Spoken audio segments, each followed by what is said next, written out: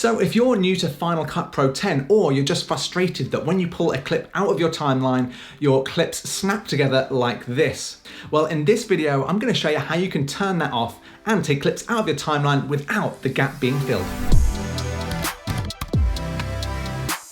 Hey there, I'm Mark Brown from editorskeys.com. Now, if you're into Final Cut Pro 10, consider subscribing to the channel because we have a ton of tutorials all about filmmaking and Final Cut Pro 10. Now, in this video, I'm going to jump into Final Cut Pro 10 in a moment and show you how you can stop your clips from snapping together. You know what it's like, you want to pull a clip or you want to move it to a different section of your timeline, and then this happens. It just snaps together and ruins all of your timings. So let's get into Final Cut Pro 10 and I'll show you how you can stop it. And I want to make this tutorial nice and simple for you today. So this is a project I've worked on recently. This is a review of the new iPad Magic keyboard, and you can see that review on our channel. I'll put a link in the description.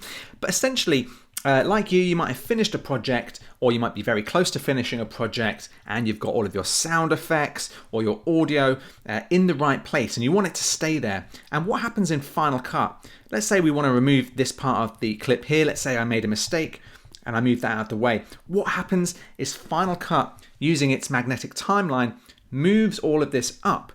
And you may not want that to happen, because what has happened now is all of the audio has moved, all of the sound effects have moved, and everything further forward than where my sort of timeline marker is now will be out of time, and that's not what we want. So how do you get around this? So if we put that back there, this is what you need to do. Simply press P on your keyboard, and this will change the tool to the position tool. You can also access it by clicking here and then going down to the position tool here, but it's a lot easier, of course, to use your keyboard shortcuts. So once you've done that and you've changed to the position tool, now if you move a clip and drag it out of the way, you'll see that Final Cut creates a gap clip. Now this means that you can now move this clip or any other clip completely out of the way, even delete it, and then you've got this space here. So all of your audio timings, all of your sound effects are still in the right place. And then if you want to, if we just grab a different clip from somewhere else, we can drag this and pull this in here. And as you can see, that will take up the space. We can go in and we can kind of make it longer or shorter. We can change back to that and go and move the in and out points if we want to. But essentially, if we change back to P and use the position tool, you can see there that we can add a clip without everything else moving around it. And that's all you need to do, is use the position tool. So there we go. I hope this little tip has helped you.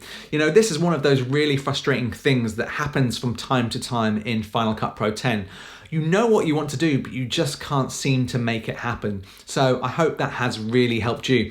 And if you've got any questions about this or about Final Cut Pro 10, leave me a comment below, because I promise I do get back to every single comment. So thanks for watching, and I'll see you in the next video.